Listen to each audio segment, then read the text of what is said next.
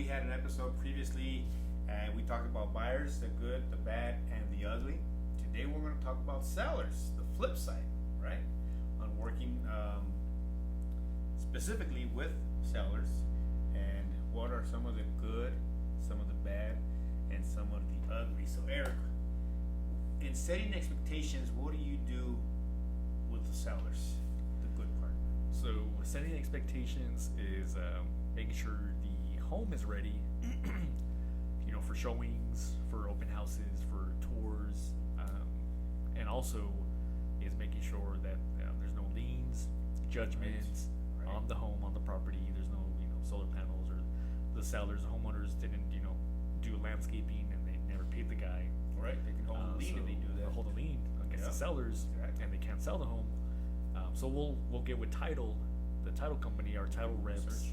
and to do a research, on the property, Right.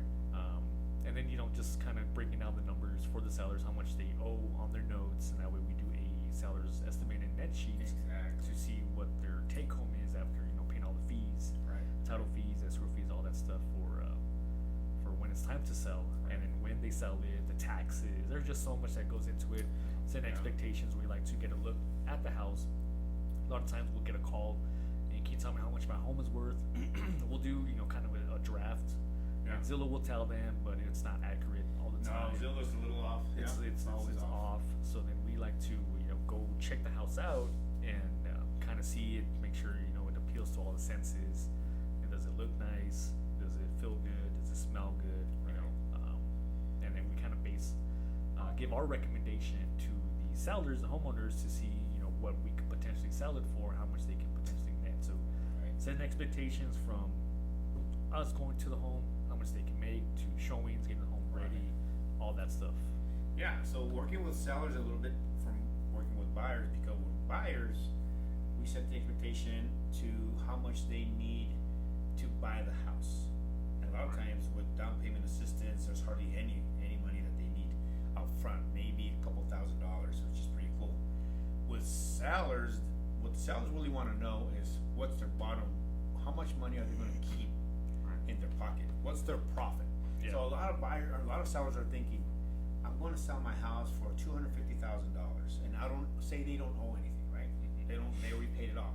They think they're going to keep $250,000. That's not the case, right? It does cost. There's attorney fees, there's broker fees, there's title fees that come into play. Right. So that's why we want to give them an estimated Right, net pretty much the sheet. closing costs. Right. So how much is it going to cost them? So Right. $250,000 home. If they sell it for $250,000, they're probably going to net maybe $220, $235, $238, right? So if they don't have Yeah, a balance, yeah, so, yeah. so you set that up. Let's talk about days on market. Do you set the expectation of how long it'll stay on the market? Yes. So when we do our comparable market analysis, it'll give us a days on market on how long homes like theirs have sold. Now, how long it took for homes like theirs to sell, and it can be 5 days, 30 days, 90 Right, days. right. But we kind of zone in on a mile radius, so we provide the seller with this report on when they can expect an offer to come in that we can execute on. Exactly. So we know that. So not only are we giving them what the market dictates as far as price range, we're telling them how long it's going to take to actually get sold, right? Right. So that's days on the market. Days So on typically here in El Paso, the market is about 30 to 40 days, more or less, right? More or less. Before the house sells. So, or actually get a contract, Get a right? contract. Get a contract. So we'll get a contract. Say you put the house on the market today, June 24th, and it's a 30 days day on market. Before we get a contract. So we'll get one July 24th. So within those 4 weeks, next 4 weeks, we'll get a contract. But it's going to take another 30 days To close. to close, right? Right. 30 to 45 days. Right. So typically we set that expectation so they know, okay?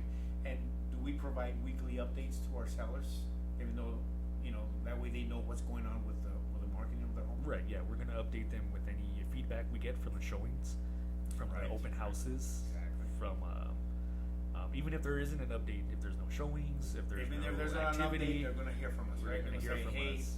nothing's going I on. have nothing to report, but Right. we will, we will keep you in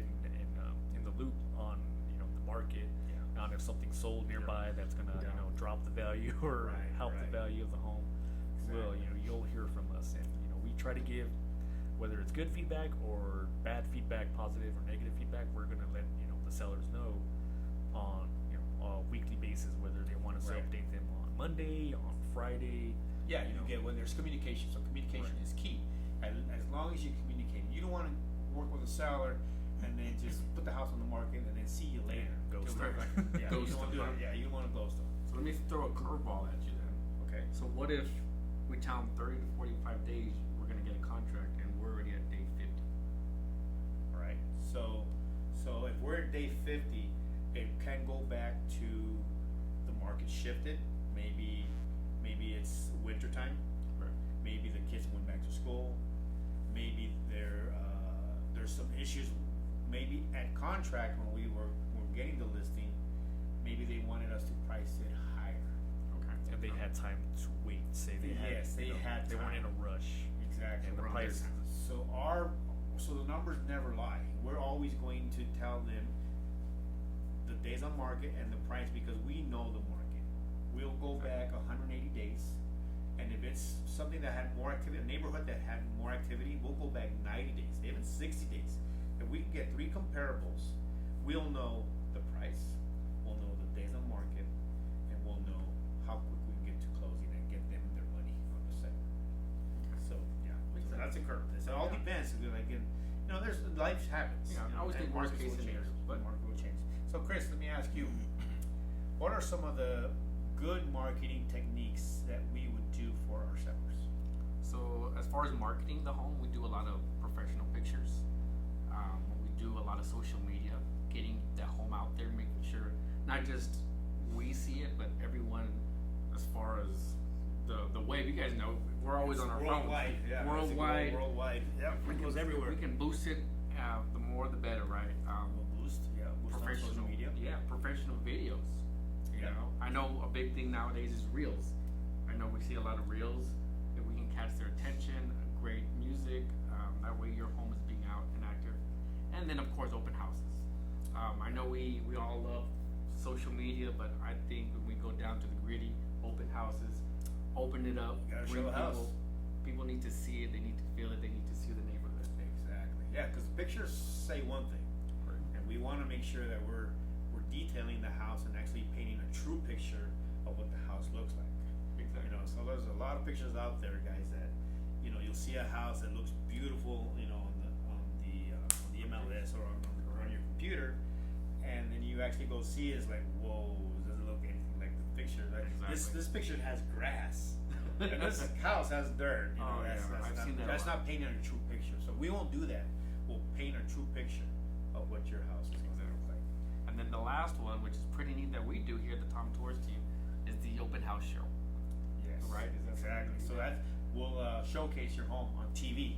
So on Channel 7 every Sunday morning, your house will come out. It's like maybe a 15 second segment showcasing your home. That's so neat. Paso. Yeah. It's pretty cool because we get those phone calls. Say, hey, thanks for showing my house. I was all Yeah. super happy that it's actually on TV. On TV. Yeah. Yeah, so that's some of the good we're stuff. targeting all different groups, all different likes of Exactly, life. social where media. social media, Young the kids. younger generation. If you wake up early on a Saturday or Sunday, you like to watch the news, Channel 7. Right. Boom, your show's gonna be. Your show's we're gonna gonna be on the open house reach show. as many people as we possibly can to market your home. Exactly. Because El Best Paso's way. it's a growing city, We've Yeah. got Fort Bliss. We've got a lot of people from Los Angeles, from Arizona, from California. They're coming to El Paso. So Yeah, they're selling all their cash, and they're selling their homes at high dollar. They still have a balance, but because it's the beach, it's California or Phoenix or Colorado, Florida. They're buying. I've had several buyers who buy a brand new house, a Yeah. couple of brand new cars, take these vacations because they sold their house out in a Yeah. different city. So El Paso's pretty cool, to be able to accommodate that. So those are some of the good things. Some of the bad stuff. What are the things that we avoid? We try to avoid or tell or educate our sellers to avoid in selling their homes. Like maybe telling them that their home is now an investment. What would you say about that, Eric? Like their house is now today or yesterday the house was a Was their home? would say. Today you got to look at it as an investment, as an investor. So now you got to get ready to sell your home. Right. Yesterday was your home where you guys make memories and you guys had the family over. Right. And now that you're getting ready to sell it, tomorrow it's going to be an investment.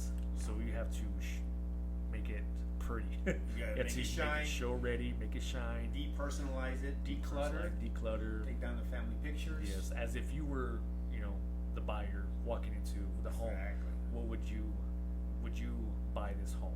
Exactly. Kind of make it look like a model home. I've seen some homes, resale homes, that look better than some model homes. Yeah. Because the sellers just, Exactly. they light some candles, they put on some nice music, they'll put on, a nice, ambiance video from YouTube, and they make them feel warm, welcome, and Feel like a home, huh? makes it feel like a home. Yeah. Like a house that anybody, not just my family, you don't want to have your family pictures on the wall. You don't want to have dirty dishes. You don't want to have the beds unmade. You want to make it, like you said earlier, I heard you say you got to apply to all the senses. You got to make it look good. You got to make it smell good. So air fresheners throughout. Every plug-in has an air freshener. You got to make it look good, smell good, feel good. It's got to feel good. You got to be able to open the cabinets, open the doors, Right. and the closets are in order. Because the buyers that walk in, pantries- they're gonna open the cabinets. Yeah, they're look gonna at open the the cabinets, closets, the medicine cabinets, and the medicine. bathrooms. Yeah. You gotta make sure. So you gotta feel good, and it's gotta sound good too, right? So you gotta have, like you said, some ambience, some music and stuff. So Right. So you gotta set those. It's like so when you sell a car. Like I've sold a couple of cars on my own. I armor all the tires. I vacuum the inside, clean the windows because I want to get a top dollar. Right. Right. So that's some of the things that you want to avoid, is making sure that it's not bad. Okay. How about staging? What's your take on staging the home? Well, if it's a home that's vacant and nobody lives there, I'll take a lot of stuff from my house that my wife Allows you? me to, or sometimes doesn't allow me Or to, ask and for forgiveness and then not she permission? she sees them on the web, like, hey, that's my plants. Cool. No, I have one of those. That's my plant. Those are Oh. my plates. They'll be back. So we'll make we'll throw some plants. We'll add some green. Yeah, you gotta get some nice you gotta appeal to the imagination dishes there. on there, and try to leave the living room open, but very minimal, because people are gonna walk into the home Add and some they're color. gonna want to put their furniture there. Exactly. So stage in the home. We'll put some air fresheners. We'll put some plants. We'll open up the windows before showing, and yeah, we'll put Make it some look music good. on. We'll make it look good. And what happens if it has too much furniture? They're still living in it. Then it can be a turn off. It can be You a walk turn-off, in and so- you're like, you can't even see the home because your eyes, the buyer's eyes are. So Gonna I be, would recommend. I tell my sellers, put it in the you know garage. what? Yes, go put it in the garage or rent a storage, Yeah. and declutter or get rid of. Just have the absolute necessities that you need to live in. Yeah, Continue yeah. living Less until is it more. sells, but less is more. Exactly. So Feng shui. there you go. There you go. How about showings, Chris? What do you talk? What do you tell yourselves about getting ready and prepping for showings? Should it always be ready? Should the beds always be made?